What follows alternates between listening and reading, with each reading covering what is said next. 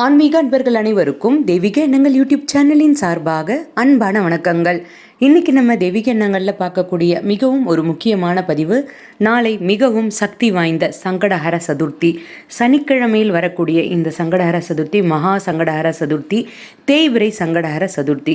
உங்களுடைய கஷ்டங்கள் தேய்ந்து போவதற்கு, கடன் தொல்லைகள் தீருவதற்கு, வறுமை நீங்குவதற்கு இந்த சங்கடஹர சதுர்த்தி வழிபாடு எப்படி செய்ய வேண்டும், இதை பற்றி தான் இந்த பதிவில் தெளிவாக விரிவாக பார்க்க போகிறோம். பதிவை தொடர்ந்து கடைசி வரைக்கும் பார்த்து பயன்பெறுங்கள்.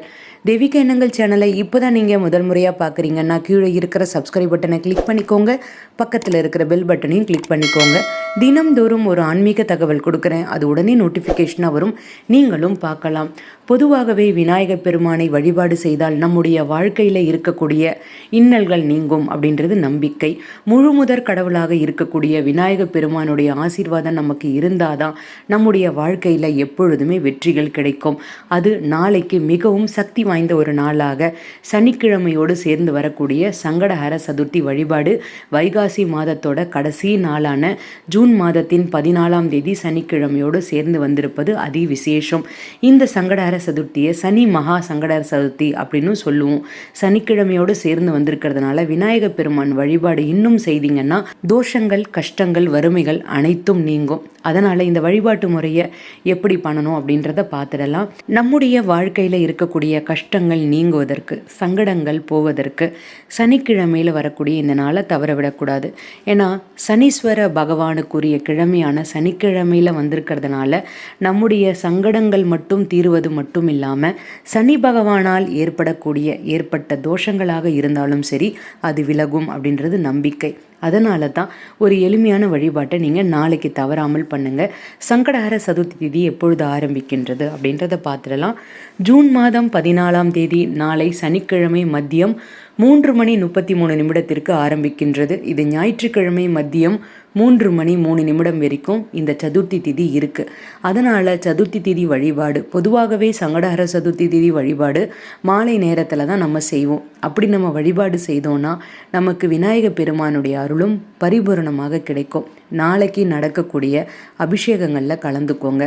ஏற்றக்கூடிய தீபங்களில் தேங்காய் எண்ணெய் தீபம் ஏற்றலாம். இல்லைனா நீங்கள் என்ன பண்ணுங்கள், ஒரு தேங்காயை எடுத்துக்கோங்க, அதை சரிசமமாக உடைத்து அதில் இருக்கிற குடுமியை எடுத்துக்கோங்க.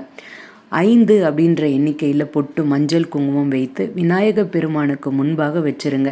இதற்கப்புறமா சுத்தமான தேங்காய் எண்ணெய் ஊற்றி 2 திரிகளை போட்டு நீங்கள் விநாயகர் பெருமானை பார்த்தா மாதிரி தீபம் ஏற்றணுங்க. இப்படி நீங்கள் தேங்காய் எண்ணெய் தீபம் ஏற்றி வழிபாடு பண்ணிங்கன்னா நல்ல பலன்கள் கிடைக்கும். முடிந்தால் பசுநெய் ஊற்றி கூட இந்த தீபத்தை ஏற்றலாம்.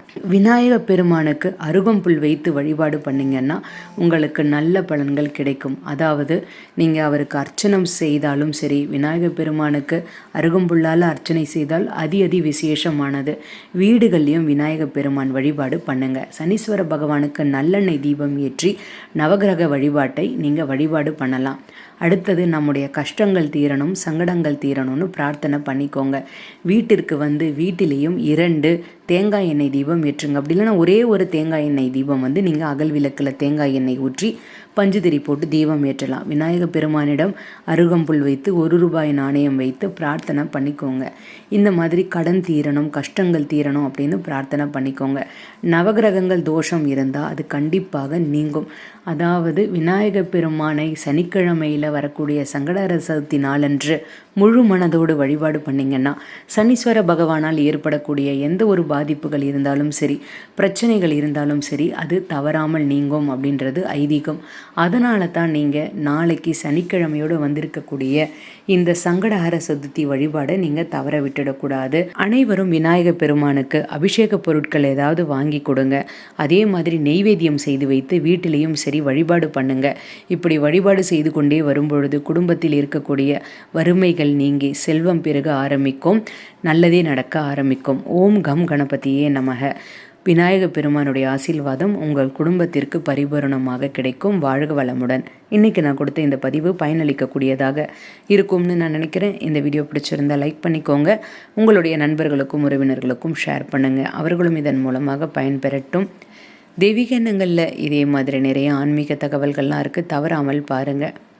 இன்னும் நீங்கள் தெய்வீக எண்ணங்கள் சேனலை சப்ஸ்கிரைப் பண்ணாமல் இருக்கீங்கன்னா கீழே சப்ஸ்கிரைப் பட்டன் இருக்குது, சப்ஸ்கிரைப் பண்ணிக்கோங்க. பக்கத்திலே பெல் பட்டன் இருக்குது. தினமும் நான் கொடுக்கக்கூடிய ஆன்மீக தகவல் உடனே நோட்டிஃபிகேஷனாக வரும், நீங்களும் பார்க்கலாம்.